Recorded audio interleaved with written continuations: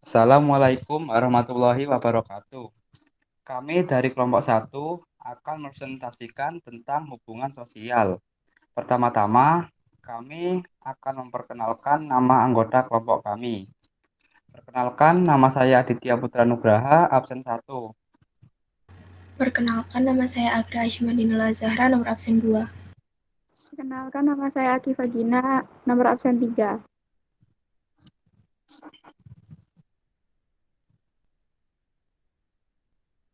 Hubungan sosial. Hubungan sosial adalah interaksi sosial yang dinamis berupa hubungan individu yang satu dengan individu yang lainnya, antara kelompok yang satu dengan kelompok lainnya, maupun antara kelompok dengan individu. Hubungan sosial bertujuan: 1. Menjalin komunikasi. 2. Untuk saling berinteraksi satu sama lain. 3.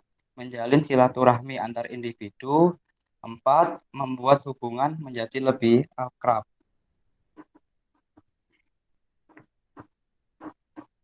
Syarat hubungan sosial. Yang pertama, adanya kontak sosial. Hubungan masing-masing pihak tidak hanya secara langsung atau bersentuhan fisik, tetapi juga tanpa hubungan fisik. Kedua, adanya komunikasi yang terjalin.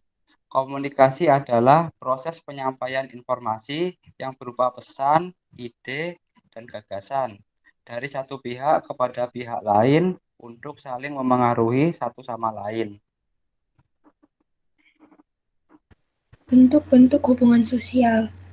A. Asosiatif. Hubungan asosiatif merupakan hubungan masyarakat dalam bentuk penyatuan. B. Disosiatif. Hubungan disosiatif merupakan hubungan sosial yang mengarah pada bentuk pemisahan. Proses hubungan disosiatif dapat dikelompokkan sebagai berikut. Persaingan. Persaingan adalah hubungan sosial yang dimana individu atau kelompok manusia yang bersaing untuk mencapai tujuan. Kontroversi. Kontroversi adalah hubungan sosial yang sering disebut dengan pertikaian atau perselisihan antar masyarakat. Yang ketiga, pertentangan. Pertentangan adalah hubungan sosial antara individu satu dengan individu lainnya atau kelompok satu dengan kelompok lainnya yang berusaha untuk memenuhi tujuannya dengan cara menentang pihak lainnya. Hubungan sosial memiliki 3 jenis. Yang pertama adalah hubungan antar individu. Hubungan antar individu adalah interaksi sosial antara individu yang satu dengan lainnya.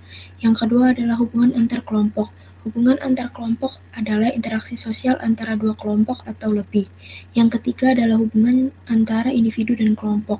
Hubungan antara individu dan kelompok adalah interaksi sosial antara individu dengan suatu kelompok. Dampak hubungan sosial. Yang pertama, terjadinya difusi atau penyebaran manusia. Yang kedua, terjadinya akulturasi dan asimilasi. Yang ketiga, mendorong adanya inovasi. Yang keempat, terjadi akulturasi negatif. Yang kelima, persaingan tidak sehat. Yang keenam, dapat atau bisa memunculkan sikap otoriter. Ciri-ciri hubungan sosial. 1. Pelaku lebih dari satu orang. Maksudnya dalam hubungan sosial itu ada dua individu atau lebih yang saling berinteraksi atau berkomunikasi. 2. Adanya tujuan tertentu dalam hubungan sosial tersebut, misalnya bermusyawarah dan lain-lain. 3. Terjadinya komunikasi antar dua individu atau lebih, baik dengan bahasa lisan maupun bahasa isyarat. 4. Ada dimensi waktu yang menentukan kapan interaksi itu berlangsung, misalnya masa lalu, sekarang, atau masa datang, yang akan menentukan sikap aksi yang sedang berlangsung. Faktor-faktor hubungan sosial. Faktor internal. Faktor dari dalam diri seseorang yang mendorong terjadinya hubungan sosial sebagai berikut. 1. Keinginan untuk mengembangkan keturunan. 2. Keinginan untuk memenuhi kebutuhan hidup. 3. Keinginan untuk mempertahankan hidup. 4. Keinginan untuk berkomunikasi dengan sesama.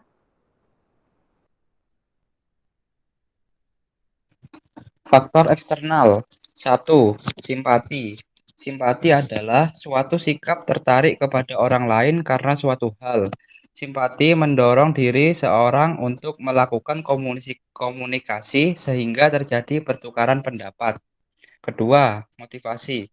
Motivasi adalah dorongan yang ada dalam diri seseorang yang mendasari orang melakukan sesuatu perbuatan. Biasanya muncul rasionalitas seperti motif ekonomi. Yang ketiga, empati. Empati merupakan proses psikis, yaitu rasa harus atau iba akibat tersentuh perasaannya dengan objek yang dihadapinya. Keempat, sugesti. Sugesti adalah kepercayaan yang sangat mendalam dari seseorang pada orang lain yang muncul tiba-tiba tanpa pemikiran untuk mempertimbangkannya. Yang kelima, imitasi. Imitasi adalah dorongan untuk meniru sesuatu pada orang lain yang muncul karena adanya minat atau sikap mengagumi orang lain. Yang keenam, identitas. Identitas adalah dorongan seseorang untuk menjadikan dirinya identik. Identifikasi karena terkait oleh suatu atau atas dasar sehingga tertarik untuk menyesuaikan diri. Contoh-contoh hubungan sosial. Contoh hubungan asosiatif. Yang pertama, musyawarah. Yang kedua, kerjasama. Yang ketiga, gotong royong. Contoh hubungan disosiatif.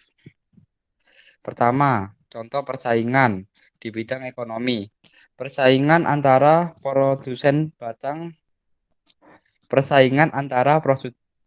barang sejenis.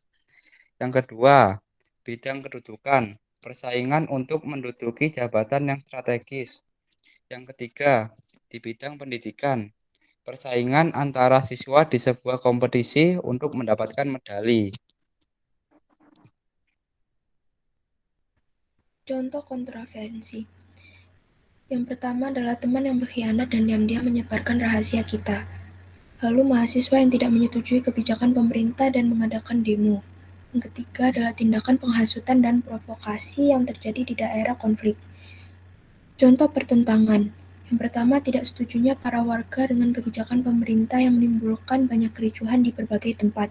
Yang kedua, warga mengamuk dikarenakan warung mereka digusur Satpol PP demi ketertiban. Yang ketiga, bentrok antar desa yang dikarenakan kesalahpahaman. Yang keempat, tindakan bising yang dilakukan para geng motor mere. Sekian dari kelompok kami. Wassalamualaikum warahmatullahi wabarakatuh.